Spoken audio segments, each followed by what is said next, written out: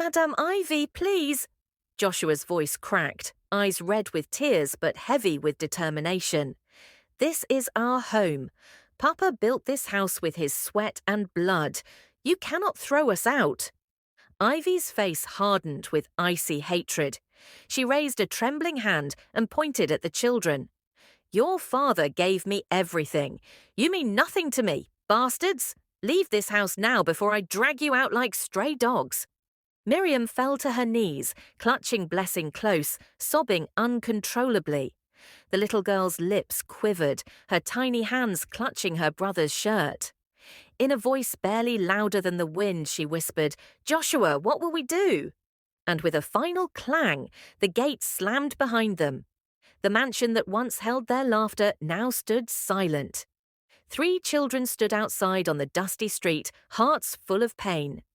This is the story of betrayal, hardship, and the strength of 3 siblings who rose from nothing. Proof that greed never wins and karma always returns. The golden years. The sound of laughter once filled Chief Adigun's compound every evening. From the marble-floored living room to the spacious balcony in Iburen, joy lived here. The mansion, with its trimmed flowers and shiny Prado Jeep, stood as a symbol of sacrifice and success. Chief Adigun wasn't just rich, he was respected. His food importation empire stretched across Ibadan, Warri, and Port Zuba, and he had recently acquired a palm oil refinery. But his real treasures were his children. Joshua, 14, sharp and curious; Miriam, 12, gentle and intelligent; and Blessing, 10, playful and bright. Every night, Chief told them stories, lessons of honesty, perseverance, and family. He was not just a father, he was their compass, their shield. But in the shadows stood his second wife, Madame Ivy. Younger, flamboyant, dressed in loud jewelry, she smiled for guests but sneered when the gates closed. She insulted Joshua, mocked Miriam, and reduced Blessing to tears. Chief never allowed her cruelty, reminding her, "These are my children. You will not make them feel less." She sulked when he was home, but unleashed her venom when he travelled. Joshua shielded his sisters, whispering, "Don't mind her. Papa loves us." So long as he lived, Ivy's hatred could not pierce their joy. One morning, Chief Adigun complained of chest pain. Before sunrise, he was gone. Relatives poured into the house. Some grieved sincerely, others measured what was left behind. Ivy wept loudly for the crowd, but her eyes stayed cold when they turned to the children. The burial was grand. Politicians, traders, and old friends gathered in agbadas, with choirs and trumpeters filling the air. But at the corner, 3 small children sat in black, holding each other like islands. Ivy stood in gold lace, head high, crying for show. But when her eyes fell on the children, her lips tightened. That day marked the beginning of their downfall.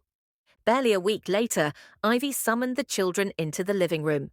Sitting in Chief's armchair, her jewelry clinked as she crossed her legs. "From today, things will change," she declared. "Your father gave me full control of his properties. I will not allow illegitimate children to inherit what he built." Joshua shot up. "That's a lie. Papa never said that. We are his blood." Miriam gasped. Blessing cried. Ivy laughed coldly. "Blood? Who knows who you belong to? Your mother trapped him. I will not let her bastards take anything." Her words pierced like knives. Then she shouted, "Pack your things. This is no longer your home." Moments later, staff stormed their rooms. Clothes, books, belongings. Everything was thrown outside. Joshua tried to fight back but was shoved aside. Miriam's books were snatched and dumped. Blessing's schoolbag was torn from her arms, making her stumble and cry out. By evening, their lives lay scattered at the gate. The heavy iron doors slammed shut. Joshua stared at the mansion, the place of bedtime stories and family laughter, now closed forever. "Joshua, what will we do?" Miriam sobbed. Blessing buried her face in his shirt. He swallowed hard, forcing back tears. He wanted to break the gate, to scream. But he was only 14. just a boy with two sisters clinging to him. From relative to relative they went, knocking on doors, begging for shelter. But greed and fear had poisoned everyone. Some claimed they had no space, others whispered excuses. Many shut their doors outright, unwilling to anger Madam Ivy. Humiliation cut deep.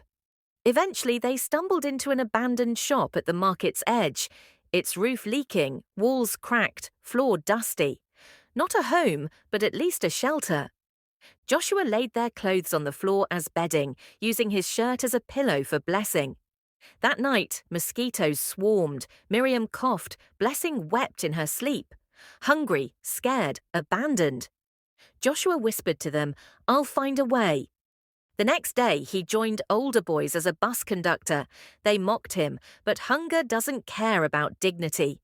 Joshua clung to the rusted bus door shouting, "CMS, Ojwe Legba, enter with your change." His palms blistered, his throat burned. At night, he returned with crumpled notes, enough for Gary and ground nuts. Miriam and Blessing ate eagerly. Joshua smiled, eating little himself. If I must suffer so they can eat, so be it, he thought. Weeks turned to months. Joshua worked as a wheelbarrow pusher, scars forming on his palms. Miriam helped shoppers at the market. Blessing sold sachet water when strong enough. Together they scraped by. Illness came often. Blessing's cough rattled her chest. Joshua begged chemists for medicine. Sometimes he got nothing, sometimes expired syrup. He fed it to her anyway, praying she would live. But slowly, hope returned.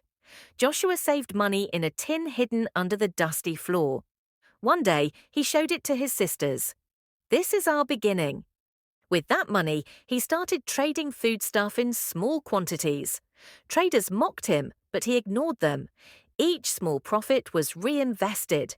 Slowly, their meals improved. They laughed again. Miriam's big break came when she won a scholarship. The three danced in their tiny shop, hugging with tears. She returned to school, excelling brilliantly. Blessing followed soon after. Joshua's business grew, from a sack on the ground to a table to a stall. By 18, his name was known in Eberon Market. By 25, Joshua Foods was a chain. By 35, he was importing goods across Nigeria. He never forgot his beginnings. His modest home in Jubata held photos of his sisters' graduations. Miriam became a lawyer, specializing in human rights and inheritance law, defending the powerless with fiery eloquence. Blessing became an architect, designing affordable housing for the poor. Together, they became symbols of resilience, the fall of Madam Ivy. While they rose, Ivy's empire crumbled. She lived lavishly after Chief's death, but her children squandered everything. Companies collapsed, loans swallowed her properties, friends abandoned her. Her children turned their backs when the money dried. By her 50s, she lived in a crumbling bungalow, sick and alone. Neighbours whispered about her fall. One morning, she heard on a radio, "Joshua Adigan, CEO of Joshua Foods, expands nationwide." Her body trembled.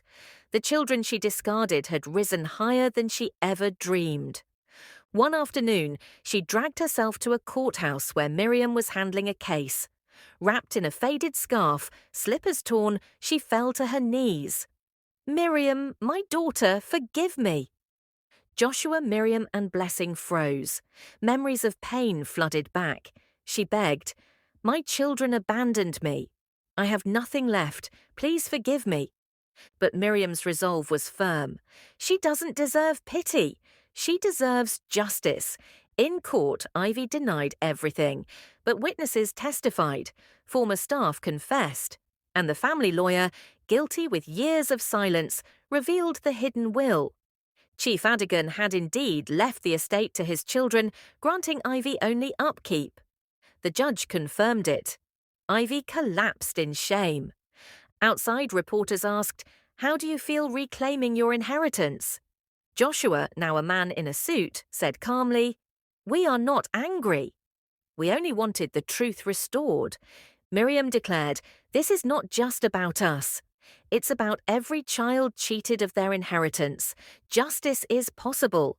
Blessing whispered, Papa would be proud. The siblings used their inheritance not for revenge, but for good. Joshua expanded nationwide, employing hundreds of struggling youths. Miriam opened a foundation for legal aid. Blessing designed affordable housing. Together they created the Adigun Foundation in their father's name.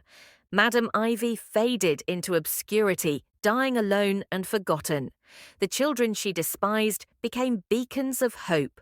And somewhere beyond, Chief Adigun must have smiled, knowing that though greed tried to bury them, love and resilience lifted his children higher than anyone could imagine. Thank you so much for watching. I truly appreciate your time and support. Please don't forget to like, comment, share, and subscribe to this channel for more inspiring and emotional African stories. Your engagement keeps this journey alive, and I can't wait to share the next story with you.